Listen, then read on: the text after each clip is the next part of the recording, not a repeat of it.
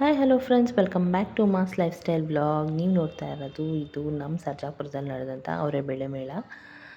Okay, ಹೋಗೋಣ ಅಂತ ಹೇಳಿ ನನ್ನ ಮಗ ತುಂಬ ಹಠ ಮಾಡ್ತಿದ್ದೆ, ಎಲ್ಲಾದರೂ ಹೊರಗೆ ಹೋಗೋಣ ಅಂತ ಹೇಳಿ ಅವತ್ತು ಸಂಜೆ. ಸರಿ ಹೋಗೋಣ ಅಂಥೇಳಿ ಹೋದ್ವಿ. ನನಗಂತೂ ನಿಜವಾಗ್ಲೂ ವರ್ಸ್ಟ್ ಎಕ್ಸ್ಪೀರಿಯನ್ಸ್ ಅನಿಸುತ್ತೆ. ಯಾವತ್ತೂ ಈ ಥರ ಆಗಿರಲಿಲ್ಲ, ಚೆನ್ನಾಗಿರಲಿಲ್ಲ ಯಾವುದೂ. ಅಂದರೆ ನಾನು ನ್ಯಾಷನಲ್ ಕಾಲೇಜಲ್ಲಿ ನಡೆದಂಥ ಅವರೇ ಮೇಳ ಥರನೇ ಇರುತ್ತೆ ಅಂತ ಹೋದೆ. ಯಾಕಂದರೆ ಲಾಸ್ಟ್ ಟೈಮೂ ಮಾಡಿದ್ರು, ತುಂಬ ಚೆನ್ನಾಗಿತ್ತು, ಕ್ರೌಡ್ ಇತ್ತು, ಜೊತೆಗೆ ಕ್ವಾಂಟಿಟಿ ಕ್ವಾಲಿಟಿ ಎಲ್ಲನೂ ಚೆನ್ನಾಗಿತ್ತು. ಈ ಸಲ ಟೇಸ್ಟ್ ಏನೂ ಇರಲಿಲ್ಲ, ಹಾಗಾಗಿ ನನಗೆ ಯಾವುದೂ ನಾವು ಕೊಟ್ಟಿದ್ದು ದುಡ್ಡಿಗೆ ವರ್ತ್ ಅಂತ ಅನಿಸ್ಲಿಲ್ಲ. ನನಗೇನು ಇಷ್ಟ ಆಗಲಿಲ್ಲ. ಇದಕ್ಕೆ ಅವರೆಕಾಳು ಸಾರು ಮತ್ತು ಚಟ್ನಿ ಜೊತೆಗೆ ಒಂದು ಇಡ್ಲಿ ತೊಗೊಂಡಿದ್ವಿ, ತಟ್ಟೆ ಇಡ್ಲಿ ನನ್ನ ಮಗನಿಗೋಸ್ಕರ. ಆಮೇಲೆ ನಾವು ವೆಜ್ ಬಿರಿಯಾನಿ ಡ್ರಮ್ ಸ್ಟಿಕ್ದು ಅಂತ ಹೇಳಿ ಇಬ್ಬರು ತೊಗೊಂಡ್ವಿ ಒಂದೊಂದು. ಅದಂತೂ ವರ್ಸ್ಟ್ ಆಗಿತ್ತು. ಹಾಗೆ ಅಲ್ಲಿಂದ ಬಂದು ನೆಕ್ಸ್ಟ್ ಡೇ ಹಬ್ಬ ಇತ್ತು ಅಂತ ಸ್ವಲ್ಪ ಡೀಪ್ ಕ್ಲೀನಿಂಗ್. ಯೂಶ್ವಲಿ ನಾನು ಹೀಗೆ ಕ್ಲೀನ್ ಮಾಡ್ತೀನಿ ರಾತ್ರಿ ಮಲ್ಗೋ ಮುಂಚೆ ಅಡುಗೆ ಮನೇನ. ಬಟ್ ಆವತ್ತು ಸ್ವಲ್ಪ ಟೈಲ್ಸ್ ಎಲ್ಲನೂ ವಾಶ್ ಮಾಡಿಕೊಂಡು ಕ್ಲೀನ್ ಮಾಡೋದಿತ್ತು ಅಂತ ಹೇಳಿಬಿಟ್ಟು ಬೇಗ ಬಂದು ಊಟ ಎಲ್ಲ ಆದಮೇಲೆ ಎಲ್ಲ ಕ್ಲೀನ್ ಮಾಡಿ ರಾತ್ರಿ ಈ ಥರ ಕ್ಲೀನ್ ಮಾಡಿ ಮಲಗಿದ್ದೆ. ಬೆಳಗ್ಗೆ ಎದ್ದ ತಕ್ಷಣವೇ ಬೇಗ ಎದ್ದೇಳಬೇಕು ಅಂದ್ಕೊಂಡ್ವಿ, ಲೇಟ್ ಆಗೋಯಿತು. ಕಾಫಿ ಮಾಡಿಕೊಂಡು ಅದೊಂಥರ ಎನರ್ಜಿ ಬೂಸ್ಟರ್ ನನಗೆ ನನ್ನ ಹಸ್ಬೆಂಡ್ಗೆ. ಬೆಳಗ್ಗೆ ಎದ್ದ ತಕ್ಷಣ ಕಾಫಿ ಇರಬೇಕು. ಕಾಫಿ ಮಾಡಿಕೊಂಡು ಕುಡಿದು ಅಲ್ಲಿಂದ ಕೆಲಸ ಸ್ಟಾರ್ಟ್ ಮಾಡೋಣ ಅಂತ ಅಂದ್ಕೊಂಡಿದ್ದೆ. ಒಂದು ಟೈಮು ಎದ್ದಿದ್ದು ಅದಕ್ಕಿಂತ ಸ್ವಲ್ಪ ಲೇಟಾಗಿ ಎದ್ಬಿಟ್ವಿ, ಹಾಗಾಗಿ ಸ್ವಲ್ಪ ಲೇಟಾಗೋಯಿತು.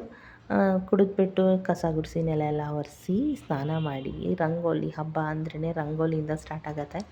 ಅದರಲ್ಲೂ ಸಂಕ್ರಾಂತಿ ಹಬ್ಬ, ಹಾಗಾಗಿ ರಂಗೋಲಿ ನಮ್ಮ ಮನೆ ಮುಂದೆಗಡೆ ಸ್ವಲ್ಪ ಕಾರಿಡಾರಲ್ಲಿ ಜಾಗ ಓಡಾಡೋಕ್ಕೆ ಬಿಟ್ಟು ನಮ್ಮ ಮನೆ ಮುಂದೆ ಎಷ್ಟು ಜಾಗ ಇರುತ್ತೋ ಅಷ್ಟರಲ್ಲೇ ಪುಟ್ಟದಾಗಿ ಒಂದು ರಂಗೋಲಿನ ಹಾಕಿದೆ.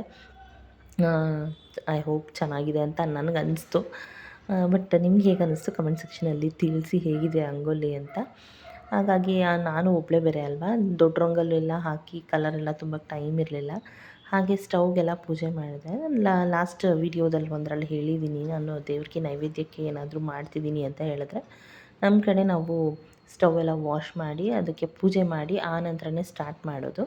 ಹಾಗಾಗಿ ನಾನು ಪೂಜೆ ಎಲ್ಲ ಮಾಡಿಬಿಟ್ಟು ಅವರೆಕಾಯಿ ಮತ್ತು ಗೆಣಸನ್ನು ಬೇಯಿಸ್ಕೊತಾ ಇದ್ದೀನಿ. ವರ್ಷದ ಮೊದಲನೇ ಹಬ್ಬ ಅಲ್ವಾ, ಏನೋ ಒಂದು ಹೊಸದು ಪೂಜೆ ಎಲ್ಲ ಮಾಡಿ ಆಮೇಲೆ ಸ್ಟಾರ್ಟ್ ಮಾಡೋಣ ಏನೋ ದೇವ್ರಿಗೆ ನೈವೇದ್ಯಕ್ಕೆ ಅಂತ ಹೇಳಿಬಿಟ್ಟು. ಅವರೆಕಾಯಿ ಜಾಸ್ತಿ ನಮ್ಮ ಮನೇಲಿ ಜಾಸ್ತಿ ಅಂದರೆ ಯಾರೂ ತಿನ್ನಲ್ಲ, ಹಾಗಾಗಿ ದೇವ್ರಿಗೆ ಮಾತ್ರ ಎಷ್ಟು ಬೇಕೋ ಅಷ್ಟು ಒಂದು ಹಿಡಿಯಷ್ಟು ಹಾಕಿಬಿಟ್ಟು ನಾನು ಬೇಯಿಸ್ಕೊಂಡೆ ಇಲ್ಲಿ. ಅದಾದ ನಂತರ ನಾನು ಗೆಣಸನ್ನು ಕೂಡ, ನಮ್ಮ ಮನೆಯವ್ರಿಗೆ ತುಂಬ ಇಷ್ಟ ಅಂತೆ ಗೆಣಸು, ನನಗೆ ಅಷ್ಟು ಇಷ್ಟ ಆಗಲ್ಲ. ಬಟ್ ಅದ್ರ ಜೊತೆ ಕಾಯಿ ಹಾಲಿದ್ದರೆ ನನಗೆ ತುಂಬ ಇಷ್ಟ ಆಗುತ್ತೆ.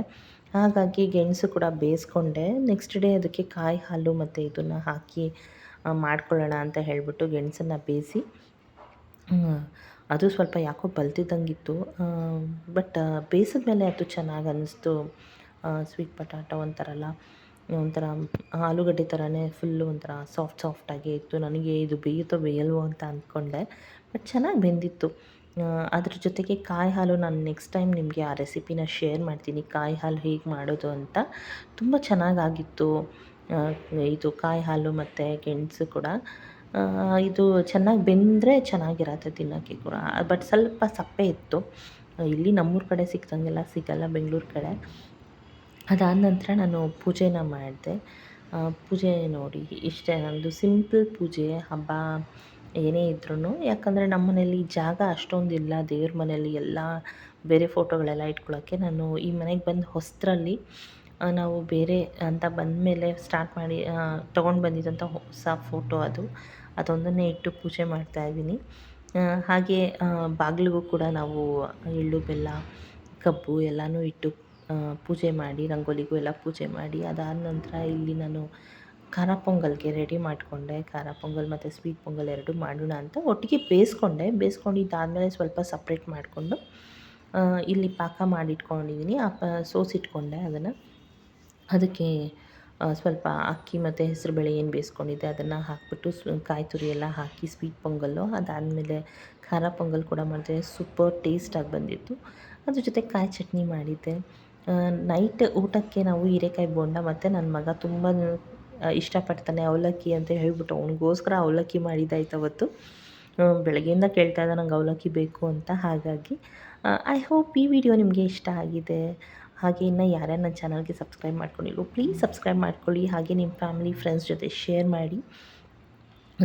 ನೀವು ಶೇರ್ ಮಾಡೋದ್ರಿಂದ ನನಗೂ ಒಂದು ಸ್ಪೋರ್ಟಿವ್ನೆಸ್ ಸಿಗತ್ತೆ ಹೆಚ್ಚಿನ ವೀಡಿಯೋಸ್ ಮಾಡೋಕ್ಕೆ. Thank you all. Bye. Take